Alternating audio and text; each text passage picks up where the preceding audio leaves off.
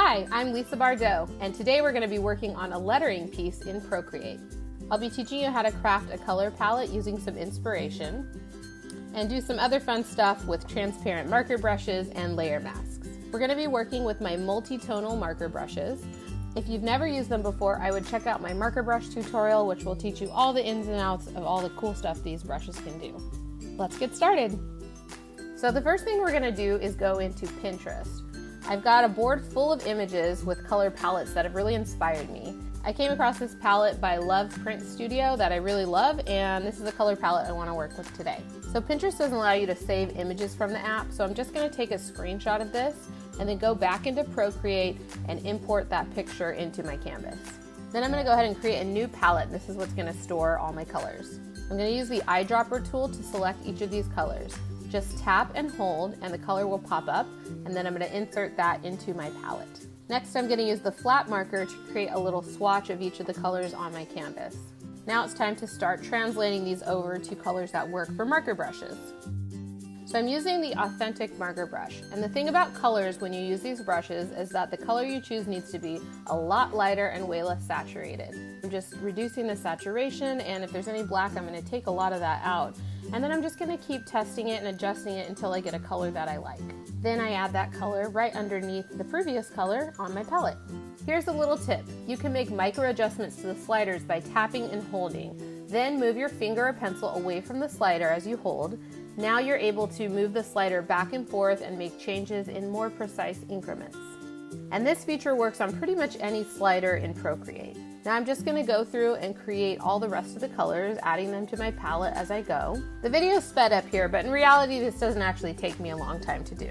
Now I decided for the piece I want it to be square, so I'm just going to create a new canvas, and I'm just going to use a marker brush with just black to kind of write out the letters and get them in roughly the shapes I want them to be. I'm going to use the quickline tool to create some guides. Simply draw a line and don't lift your pencil off, and it will turn into a straight line. And if you put another finger on the canvas, that line will adjust itself to 15-degree increments so we can have it be perfectly straight. I'm going to create another line at the top and then just duplicate that layer, and then I'll just combine those two layers into one. I'm going to reduce the opacity of both of those layers so I can still see them in the background and create a new layer to work on.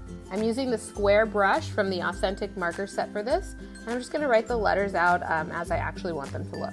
Then I'm going to go ahead and reduce the opacity of that layer and create another new layer. Now comes the color. I'm going to go through the different colors in my palette and just draw kind of a portion of each of the letters distributed pretty evenly throughout the whole lettering piece. And I'm just choosing the colors and where they go just based on where I think they will look good. And I didn't end up actually using all the colors in the palette. And I decided I didn't like how some of the letters in the bottom word were different from the top, so I'm gonna just change those as well.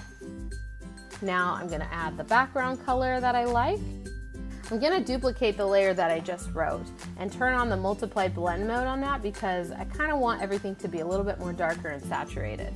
And now I'm really liking the way that looks. So I'm gonna combine those two layers together.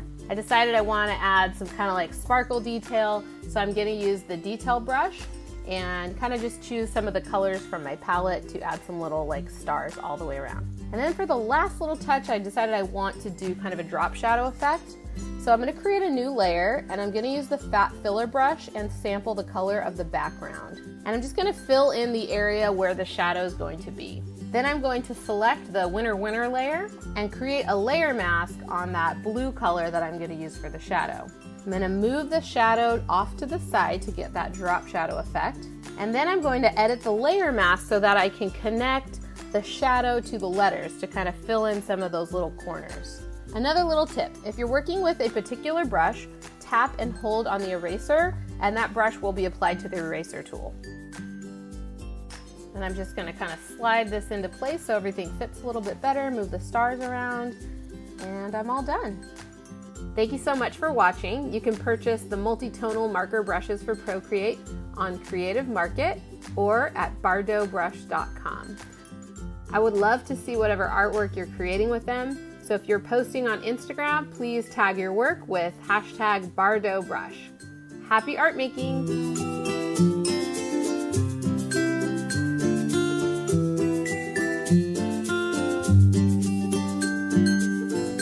If you like this video, please subscribe for more awesome tutorials and check out one of my other videos. Have a great day!